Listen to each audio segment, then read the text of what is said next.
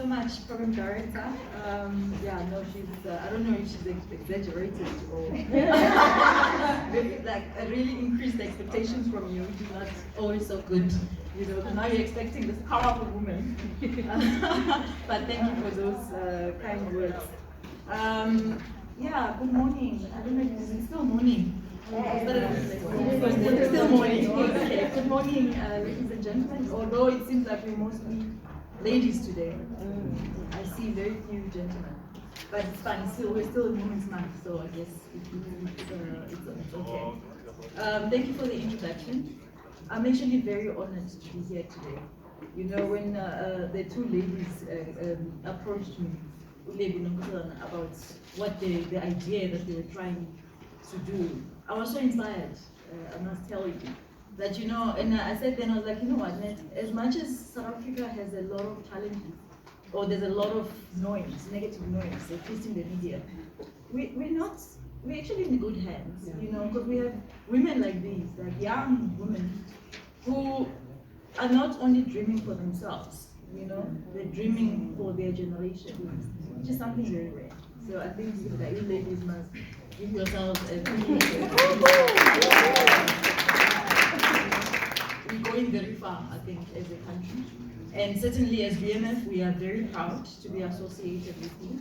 And we plan to hold you in our arms and make sure that this idea grows. It deserves to grow. It deserves the platform to grow. So that's why we're here as an endorser to say we're one of you. And going forward, we'll be partnering in many of the initiatives that we're coming up with. So we're quite my topic today, they asked me to talk about women's perspective on how to grow in corporate. And I said then, I was like, how to grow in corporate. So it means it's one of those 3 things to do. Some kind of a recipe on how to grow in corporate. And it made me think of a post I saw on Facebook, which went along, I can't remember exactly what it said, but the essence of it was that life is an exam that most people fail because they are too busy looking around to see what their neighbors are writing. Meanwhile, the exam is, everybody has a unique paper. Everybody's writing a unique exam. So when you ask people, what do I need to do to grow in corporate, for instance, it makes it difficult to say, okay, these are the 3 things that you need to do, or these are the 4 things, because each one of us is writing our own exam. Lebo mentioned it earlier on, that we are unique for a reason. You know, there are certain things or qualities about you that when you do them, some people may criticize you for them. Meanwhile, that's your gold. That's the thing you need to be using to be successful, because that's what makes you you. You may not fit in a specific environment, but that's you. And you just need to find an environment where that quality can thrive and flourish. So so what do you need to do to grow in corporate? Well, I don't know, what does research say? And what is the environment looking like? Last week, the Employment Equity Commission released their annual study on the state of, I don't know if you guys follow the commission's reports. They release reports annually. For the past 20 years, they've been releasing these reports just to show where we are at on transformation in the country. And what has been glaringly disturbing is the fact that we're not going anywhere on transforming corporates. In general, from previously disadvantaged groups, we're not moving. We're really not moving. But what's even more upsetting is when you look at women specifically. That is, it's heartbreaking that transformation is not translating to helping women to grow, at least reach senior and top management positions. What seems to be happening is that women are remaining at middle management positions. We're struggling to reach above that. And you sit there and you ask yourself, what's going on? Why is this situation persisting? What do we need to be doing? And then I read 2 years ago, I read a report that was research done by Bain Company. They looked at companies, listed companies in the JSE to understand why is it that women are not growing. So they did the study, they studied both men and women to understand what was going on. Reason being, it's been proven, like when you look at a boy child and a girl child and compare them, you will see that girl children tend to be smarter than boy children. They develop quicker. So it's been proven that naturally women are intellectually more superior to men. It's a fact. It's a fact. That most men don't want to understand, they don't want to accept it, but it's a fact. And when you look at university graduates, it's mostly women who are graduating than men. So we have plenty of talented women who are supposed to be or should be growing in corporate. So you ask yourself then, why is it not happening? Why are we all stuck in middle management? So Bain and the company, they did this study, and I like it because it just made sense to me. I mean, there's many studies, some of them they talk about women and self-esteem. I don't like those that problematize us. Yeah. So I like the Bain one because it just looked at something outside the norm. So they looked at women's ambition. So both men and women, they start at the same level. When you come out of university, you go through a graduate program or internship or whatever it is, you're on equal footing. And I asked them about their ambition, like where do they see themselves in these companies? And their ambition levels were equal. So both men and young men and young women, when they enter corporates, they see life in the same way. They want to grow, they have ambition to grow, but for some reasons they don't grow. So one gender stays behind. And they try to understand a few questions. They said, if you can go in and check the study, it's online, you can find it. But the essence of what they found was that the reason women are not growing is social norms. It's not because of you and your qualities, it's something wrong with you, you need to be taken to training, you need to do all these things. It's not that. You can be trained until you're blue in the face. It won't change the situation. Why? Because the main reason is social norms and unconscious biases. So when you come into that interview that is supposed to be enabling you to be moving up, the way it's been structured and designed, it is already biased towards men. So there's an unconscious biases that exist that prevent us from moving forward. And then the biggest one is the social norm. Social norm is that there are certain expectations that society has of a woman versus a man. A woman is expected to succeed in managing a home. Society expects you to do that. And a man is expected to succeed in bringing money into the home. It's a social expectation that we take for granted because it's a norm. We live in those norms. I mean, I have friends who even argue that they're not comfortable having a man who earns more than them. And it's unconscious, and we've accepted it even ourselves as women, because there are these expectations of us. And those expectations cause us to then allow our men or the boys in our lives, whatever you call them, to progress and leave you behind. So it's not conscious, but it's there. You prevent yourself from moving in order to meet the social expectation. And the sad reality about that is that then you see guys then start to move up. And because also corporates themselves, they are social environments. And they have social structures that are designed. And guess who designed those social structures? Men. So corporate is gendered, whether you like it or not. It is a gendered space. It's a space that is created to favor men. So in those social environments, there are certain qualities that are valued that will enable a person to succeed. And those are identified consciously or unconsciously, they are there. And people who succeed in those environments are people who are able to meet those expectations. So there's social networking sometimes that happens, that if it's golf or whatever it is, chances are as a woman you're not interested So unless you force yourself to be interested, you won't be part of that circle. And then in those circles, that's where decisions get made and people make friends, because ultimately it's a social environment. So you don't succeed because you're the smartest person, you're the hard worker, you succeed because you've connected in the social fabric, in that space. So as women already then, middle management, that's as far as you can go. It could be difficult, one, because you will not allow yourself to rise above. Maybe because you make decisions that, okay, now I have a child or something, I'm not interested in working late.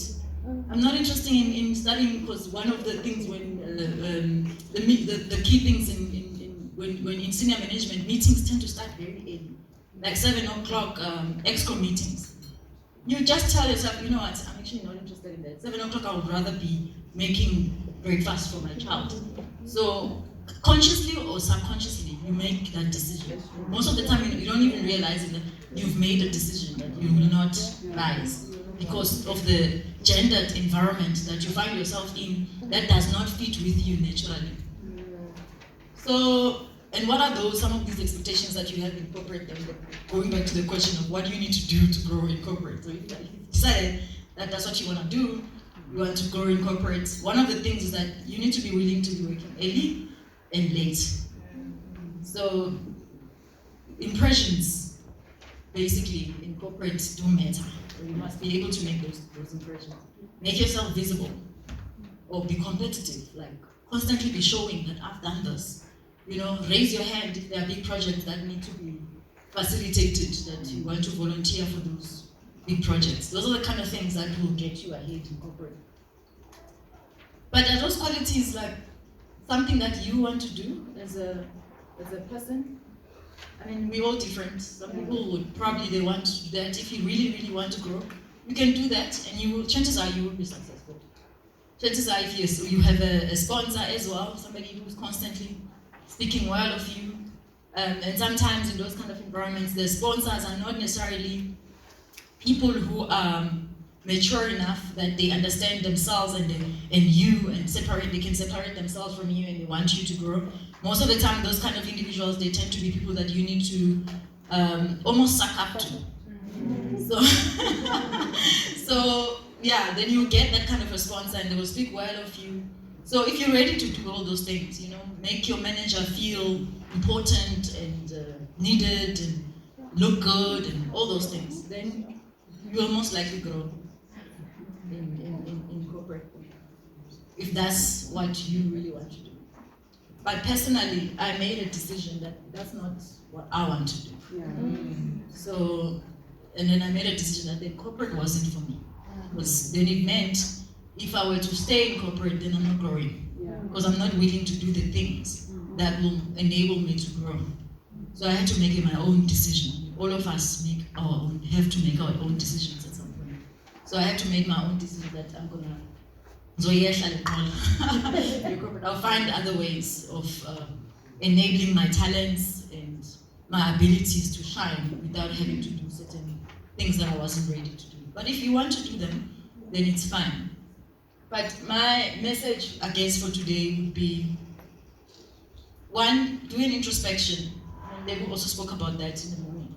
About who are you really, and what matters to you, and what do you really want to do.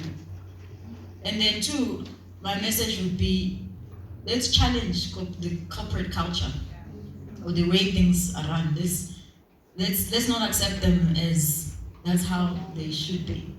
Because, I mean, especially as women, I mean, I've seen, personally, I've experienced women who've done the things that they need to do to rise. But when they get there, it seems like they become insecure, because when another young person who seems to be doing the same things that they did in order to get there, and the person with power is starting to notice them, they somehow don't feel comfortable with that. Not all of them, but I've experienced a few who you find yourself being blocked, and you don't understand. My sister, I thought you're my sister, you look out for me. But then your sister, no, is looking out for number one. But why? Because this strategy is not, I don't think it is conducive for our strengths, and that's why we become insecure, I think, when we get into those positions. A few years ago, I wrote a paper on jealousy and envy as a barrier to transformation. And a lot of people didn't understand what I was talking about, so I was like, okay, they will get there maybe at some point. Because what I had experienced, I mean, the definition of jealousy, for instance, is about protecting what you believe is yours. Envy is about looking at somebody else's qualities that you like and admire, and admire them not in a positive way, but in a way that, you know. And that's what I experienced. One of the things I experienced in corporate, that those qualities are real. They are good for society, because I mean, you do need to protect what you believe is yours. So there's positivity in that. But then it tends to be, in corporate environments, it tends to be used negatively. And it ends up becoming a barrier. That's my observation. At least to transformation for us who are advocating for transformation. Because you find yourself, HR people, for instance, most of the time, it's people who look like you. They're male, they're female most of the time, and they're black. And you would think that because they're HR, they have a say on who should be recruited, and if we have employment equity targets that need to be met, they are the people who need to be advocating for that. And yet you look around and you see the space is not changing. And you ask yourself why. So those are some of the things that, you know, when you think deeper, you realize that something is not adding up. Something is deeper than we would like to accept it to be. And it may be unconscious sometimes, and hence these unconscious biases that make it difficult for certain different people to move, because there's an expectation on the person who wants to be here must look like this, must do this, must think like this. If you think differently, then you find yourself on the outside. So my message is that let's create a new way of working. And I think, fortunately, the world is already moving towards that direction, so it's not necessarily a too difficult thing to think about. A world where there's no hierarchy, a world that appreciates delivery and talent and value over games. We don't want to play games, sitting in meetings just to show face, going to somebody's party just because they are the right person. You know, you don't want to do that. Like, can you just stop with that? Or at least I don't want to do that. So if you can imagine maybe a different way of working, a way of working that where you can sell your skills to multiple companies. You don't have to work for one company, for instance. You can have contracts that you deliver whatever you need to deliver and you move on to the next one. And that world is possible. I mean, the new generation, at least I'm part of that generation, and I know the younger ones are even more. That's how we prefer working. You want to be flexible. You don't want to be waking up every day and sitting there and just count that I'm here. If I don't need to be there because there's no work that requires my skill at that time, then I can sell it to someone else who needs it. So it's a new way of thinking about work. So my plea is that we don't have to follow things just because they were designed at some point. We could always design different ways. And it's hard, but you ladies have shown that it's possible. Today we're here, you had a dream and you implemented it. So these are some of the things that we can challenge ourselves to start thinking about. That maybe there's no need for us to compete. Maybe there's a way for us to collaborate and use our different strengths in different ways to achieve a common goal. So yeah, that's my message for today.